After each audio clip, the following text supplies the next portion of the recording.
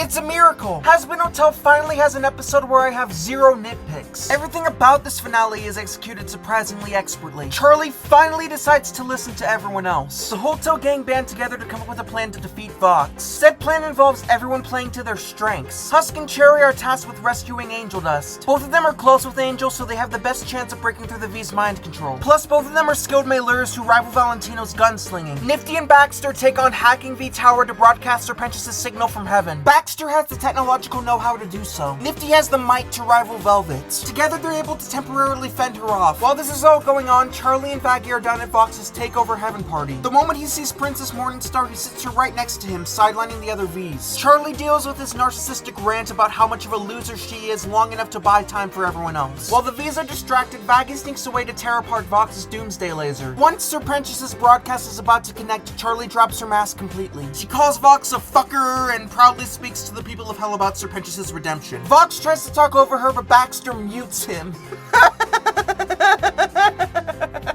Woo, doggy! I can't tell you how sweet it is to see this cult leader get silenced. Him frying out his screen trying to yell is the cherry on top. This interaction ends on a sour note though, as the broadcast to heaven doesn't connect. Everyone turns against Charlie. This gives Vox a window to hypnotize all his followers. They fall under his spell easily because this is when they are at their most agreeable with him. The only person he can't hypnotize is Charlie. So he tries bringing her mother into it. He projects his own disgusted feelings towards Charlie's compassionate, peaceful nature onto Lilith. In his mind, this is the ultimate power play to get her to admit that he's the most powerful sinner in all of hell. For once though, Charlie refuses to play his game. The writers know it would be out of character for her after placing her pride in the wrong places all season. Now she refuses to say anything live on camera that Vox can use to his advantage. Alistair has other plans though. The only way Charlie would be willing to admit that Vox is the strongest sinner in all of hell is if he somehow forced her to. He's got a binding deal with her from last season left in his pocket. So here he cashes his favor in. This frees Alistair from his deal with Rosie. Since she didn't fulfill her end of the bargain, Alistair gets to keep all his pre-established powers. There's just one more leash he needs to free himself from. Vox lays his hands on Charlie Morningstar. This breaks the deal for Alistair to be Vox's captive. Alistair got no strings to keep him down anymore, so he challenges Vox to the rematch of the century. Alistair's much more practiced in his powers, so Vox's status as the strongest sinner in all of hell doesn't help him for long. Vox gets beaten by Alistair because he doesn't know how to properly use all the power he's gained. It's like a skilled sharpshooter versus someone who doesn't know how to properly pilot a highly weaponized mech suit. So when pushed into a corner, Vox resorts to drastic measures. He calls Shockwave to fight Alistair for him while he formulates a new plan. Just in his vicinity, there so happens to be his doomsday laser. He goes apeshit with it trying to kill Alistair. In the process, he wipes out many sinners pentagram wide. Charlie and Emily try to help the survivors. Vaggie and Carmilla team up to destroy the weapon. Cherry and Husk temporarily incapacitate Valentino and snap Angel Dust out of his control. Nifty defeats Velvet and Baxter almost gets Pentius' broadcast back. Then Vox's laser hits Baxter's computer. This reminds me of the match scene from Toy Story a bit. The characters have to rely on more within themselves instead of something being handed to them on a silver platter. Charlie and Emily's efforts to save the sinners causes Vox's approval rating to plummet. Vaggie and Carmilla temporarily damage his laser. Vox uses the last of his power to inject Lucifer with more of his power cables. This gives the laser one last shot to fire. Vox wants to use what he believes to be his final moments, deforming Alistair to the point that his signature smile is unrecognizable. He doesn't care what happens to heaven or hell in the process. To him, beating Alistair is the one hurdle left to forever be considered a legend in the eyes of the people. In doing so, he can go out in the brightest blaze of glory there ever was. His business partners have finally had enough of him hogging the spotlight though. At Vox's least powerful, Valentino tears his head off. Velvet and Val try to fly away with him, but Val's wing got torn by Husk's dice explosion. Everyone's stranded within the range of the laser, which is about to blow. Emily, the first Heavenborn to believe in sinners' ability to redeem themselves, starts to use her powers. On her own if need be, she attempts to shield the rest from the blow. Charlie strengthens the newly formed bond between heaven and hell by joining in second. So one of the main gang who used to believe in redemption the least joins in third. Nifty, one of the most devout followers of Alistair, joins in fourth. The rest of the main cast join in after. Alistair needs some convincing from Rosie, but they both eventually join in. The other overlords follow their lead. The last two to join the effort are the most begrudging since they have to give up on a chance to take over heaven with the laser. Charlie and Emily set up a domino effect that spreads throughout all of hell. They inspire all of hell to sing along with their peaceful song. They use the powers the sinners of hell give them to raise Vox's doomsday device into the air. This gives Loot a chance to descend and wreak havoc upon hell. She's dead set on fighting Vaggie and rigging Vox's doomsday device to explode. Abel follows her down to hell and freezes in a moment of panic. All season he's been avoidant of any form of confrontation. Whether it be as little as arguments between people or as big as preparing the exterminators for war, he's always wanted to take a neutral route. He has to gather up the courage to stand up to Loot. This sudden brazen attitude reminds Loot's unstable mind of Adam. She literally hears him in Abel's voice. While many will call her surrendered cheap, I think it makes sense. Any reminder of Adam at this point would instigate her rational thinking as opposed to her emotional thinking. Abel standing up to her helped her to realize that revenge won't taste so sweet if she goes alongside Vaggie. So she retreats back to heaven. With all the powers of every major overlord combined with a ton of sinners supporting them, the group is able to destroy Vox's laser. Nobody gets too hurt in the process. Lucifer is saved. Hedges is able to successfully broadcast to all of hell the proof of his very existence in heaven, meaning redemption is possible. The show wraps up the season neatly with just a few hanging threads left. Angel leaves the hotel to protect his friends. He wants to prevent being used as the V's puppet again. The season also ends by hooking us in hard for the next. Lilith finally calls Charlie. If this final episode is an indication of the quality content to come, I can't wait to spend another fucking happy day in hell.